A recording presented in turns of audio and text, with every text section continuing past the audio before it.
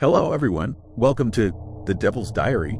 This is the Sharing Ghost Stories playlist with a narrator voice created by The Devil's Diary. Today, I'm going to share you guys the real ghost pictures in the world history. So, let's get started. The Brown Lady. This portrait of the Brown Lady ghost is arguably the most famous and well-regarded ghost picture ever taken.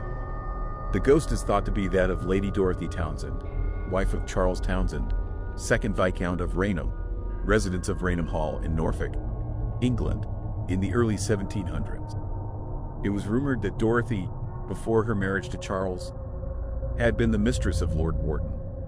Charles suspected Dorothy of infidelity. Although according to legal records, she died and was buried in 1726, it was suspected that the funeral was a sham and that Charles had locked his wife away in a remote corner of the house until her death many years later. Dorothy's ghost is said to haunt the oak staircase and other areas of Raynham Hall. In the early 1800s, King George IV, while staying at Raynham, saw the figure of a woman in a brown dress standing beside his bed. She was seen again standing in the hall in 1835 by Colonel Loftus, who was visiting for the Christmas holidays. He saw her again a week later and described her as wearing a brown satin dress, her skin glowing with a pale luminescence. It also seemed to him that her eyes had been gouged out.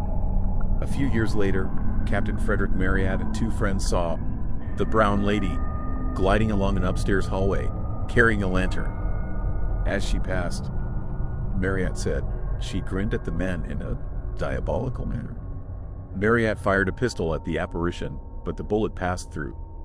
This famous photo was taken in September 1936 by Captain Provand and Indra Shira, two photographers who were assigned to photograph Raynham Hall for Country Life magazine. This is what happened, according to Shira. Upon developing the film, the image of the Brown Lady ghost was seen for the first time. It was published in the Dec. 16, 1936 issue of Country Life. The ghost has been seen occasionally since. Lord Combermere.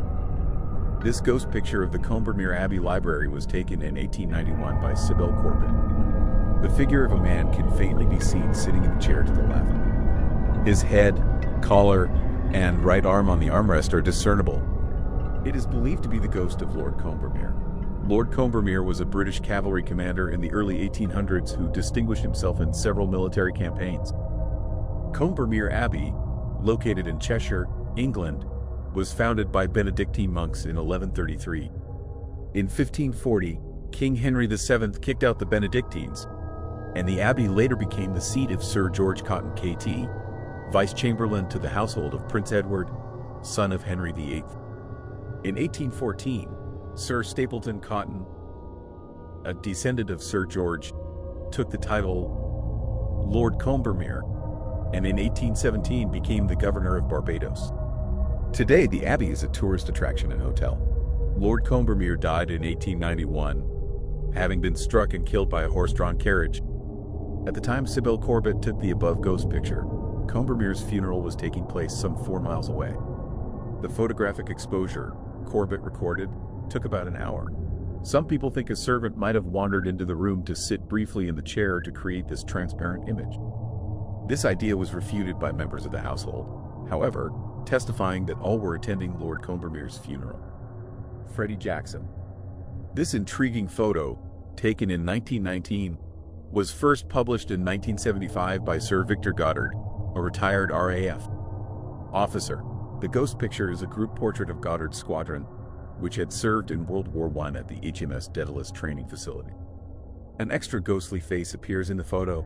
In back of the airman positioned on the top row, fourth from the left, can clearly be seen the face of another man. It is said to be the face of Freddie Jackson, an air mechanic who had been accidentally killed by an airplane propeller 2 days earlier. His funeral had taken place on the day this ghost picture was snapped. Members of the squadron easily recognized the face as Jackson's. It has been suggested that Jackson, unaware of his death, decided to show up for the group photo. Tulip Staircase Ghost. Ralph Hardy, a retired clergyman from White Rock, British Columbia, took this now famous photograph in 1966. He intended merely to photograph the elegant spiral staircase, known as the Tulip Staircase, in the Queen's House section of the National Maritime Museum in Greenwich, England. Upon development, however, The photo revealed a shrouded figure climbing the stairs, seeming to hold the railing with both hands. Experts, including some from Kodak, who examined the original negative, concluded that it had not been tampered with. It's been said that unexplained figures have been seen near the staircase, and unexplained footsteps have also been heard. This ghost picture isn't the only evidence of ghostly activity at the Queen's house. The 400-year-old building is credited with several other apparitions and phantom footsteps even today. A few years ago, a gallery assistant was discussing a tea break with two colleagues when he saw one of the doors to the bridge room close by itself. At first, he thought it was one of the lecturers. Other ghostly goings-on include the unexplained choral chanting of children, the figure of a pale woman frantically mopping blood at the bottom of the tulip staircase. It's said that 300 years ago a maid was thrown from the highest banister, plunging 50 feet to her death, slamming doors, and even tourists being pinched by unseen fingers. The backseat ghost. Mrs. Mabel Chinnery was visiting her mother's grave in 1959.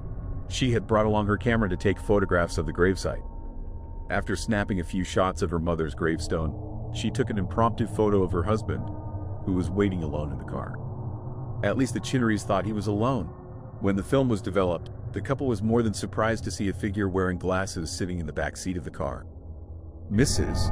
Chinnery immediately recognized the image of her mother, the woman whose grave they had visited that day. A photographic expert who examined the print determined that the image of the woman was neither a reflection nor a double exposure.